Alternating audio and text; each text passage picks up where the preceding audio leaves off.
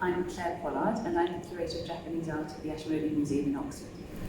Japanese woodblock printing was practiced from around the 8th century in Japan for the production of Buddhist material, Buddhist images and prints. And it was only in around the 17th century that it started to be used for non-religious purposes.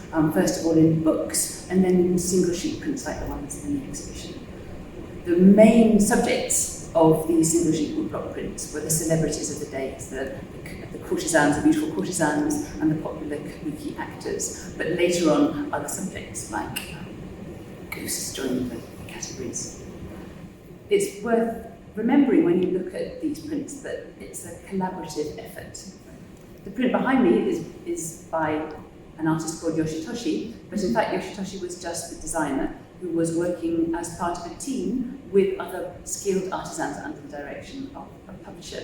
So to make this print, a publisher would commission Yoshitoshi to come up with a design. He would then submit that to censors to make sure there was no politically subversive content in the print. Then his initial sketch would be worked up into a more detailed sketch, either by him or by one of his students. This would then be turned into blocks by a block cutter, a very skilled block cutter, who would paste the design onto blocks of hard cherry wood, which were very suitable for making detailed designs, and carving the outlines, and then a separate block for each different colour.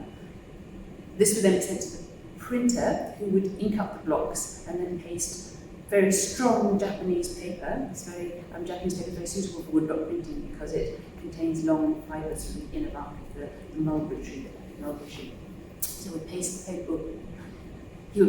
the paper on top of the blocks and rub the back of the paper with a fat pad called baron to transfer the pigment into the paper, and then would repeat the process for every single colour that was needed on the print. It was sometimes called the ukiyo-e quartet because there were 4 different parts of the team working towards coming up with this. So when you think of Yoshitoshi, Hiroshi, Hokusai, in fact, they were obviously very key to the whole process, but they were just one part of the quartet.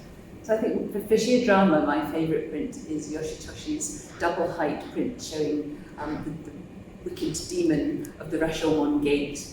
It's a very dramatic composition. You have the beautiful young warrior who's been brave enough to try and take on the demon, looking up at the Oni demon above him, framed by dramatic driving rain and lightning bolts. It's a very dramatic composition, and I love the contrast between the very evil-looking demon and the rather elegant warrior below, who's holding in his hand a wooden signboard which has the characters kinshi on it, which mean prohibited. So he's hoping that this will protect him from the demon. It obviously hasn't made any difference at all, and you don't know from the print who is going to win in this encounter. In actual fact, the warrior Watanabe no Tsuna manages to cut off the arm of the demon, who then flees and leaves the citizens in peace. Japanese Ghosts and Demons woodblock prints from the Ashmolean Museum is on display at the Derby Museums until the 26th of January 2020. Don't miss it.